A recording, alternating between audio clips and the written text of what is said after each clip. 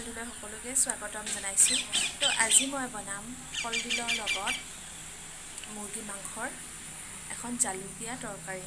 তো বলক প্ৰথমতে আমি কলডিলটো পাৰি আনোগৈ। এয়া মই মাৰ লগত বাৰীলৈ কলডিল পাৰিবলৈ আহিছোঁ।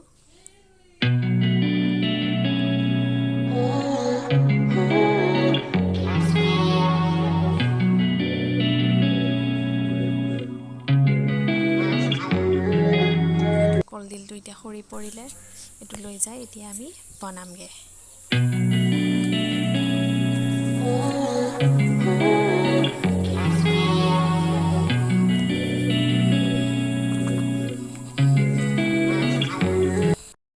এই কলডিলটো পাৰি আনিলোগৈ, মই পৰা নাই বাৰু, মায়ে পাৰিছে। এতিয়া আমি এইটো দিয়ে বনামগৈ মুৰ্গী মাংসৰ জোল। তো বলক আমি দেৰি নকৰি ৰেচিপিটো আৰম্ভ কৰোঁগৈ।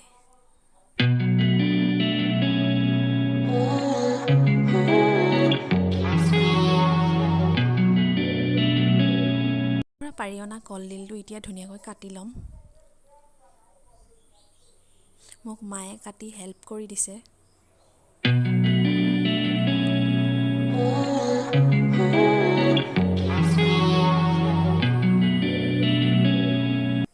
তাৰপাছত বিলাহী 2টা আৰু পিঁয়াজ 1টা ধুনীয়াকৈ মই কাটি লৈছোঁ।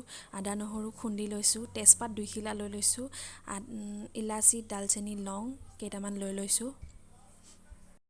বিলাহীখিনি আৰু পিঁয়াজ কেইটুকুৰামান মই পেষ্ট বনাই ল'ম। এয়া মই পেষ্ট বনাই ল'লোঁ। তাৰপাছত লোকেল কুকুৰা মাংসখিনি মই ধুনীয়াকৈ ধুই ল'লোঁ। মাংসখিনি মই মেৰিনেট কৰি লৈছোঁ। তাত পিঁয়াজ তাৰপাছত আলু কেইটুকুৰামান, আদা নহৰু খুন্দা দি পিনে ধুনীয়াকৈ সানিছোঁ। তাতে মই হালধি দি দিম 1 চামুচ, সৰু চামুচেৰে 1 চামুচ।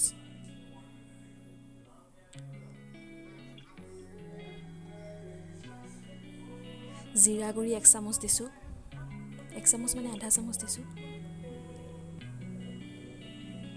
জলকীয়া গুড়ি দিছোঁ আধা চামুচ হ'ব। নিমখ দিছোঁ সোৱাদ অনুসৰি, দি পিনে ধুনীয়াকৈ সানিছোঁ।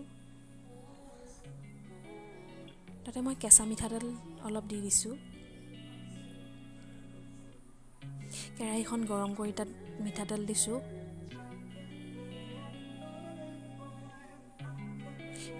মিঠাতেলতে মই 2 খিলা তেজপাত দি দিছোঁ। তাৰপিছত মাংসখিনি দি ধুনীয়াকৈ মই ভাজি ল'ম।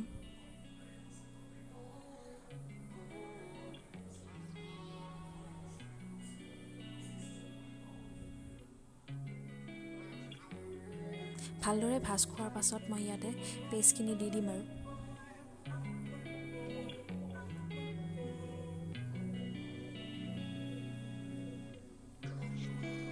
ভালদৰে ভাজি হোৱাৰ পিছত পেষ্টখিনি দি দিছোঁ ইয়াতে।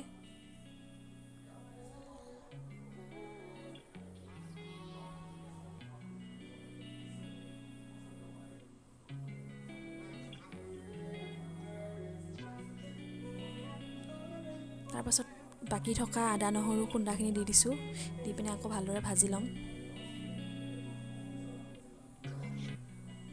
ভালদৰে ভাজি হোৱাৰ পাছত কলডিলখিনি মই ইয়াতে দি দিম।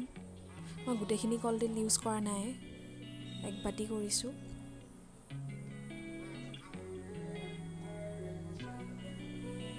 আকৌ ইয়াৰ লগত মিলাকৈ ধুনীয়াকৈ কলডিলখিনিও ভাজি ল'ম।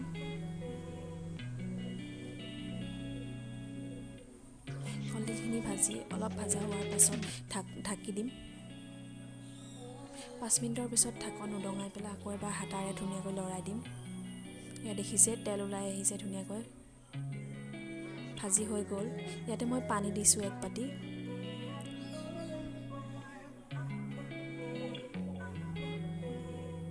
পানী দি উতলিবলৈ দিম অলপ টাইম।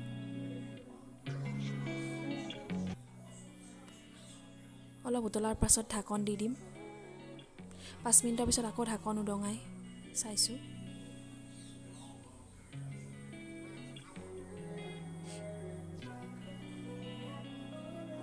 এইবাৰ ইয়াত মই ফাইনেল পানী দি দিছোঁ। আপোনালোকে জোখ অনুসৰি পানী দি ল'ব।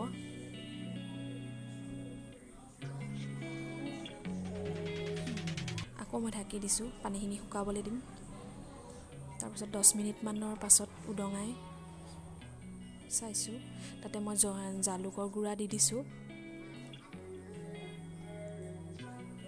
জালুকৰ গুড়া দিয়া হোৱাৰ পিছত হৈ গ'ল আমাৰ তৰকাৰী।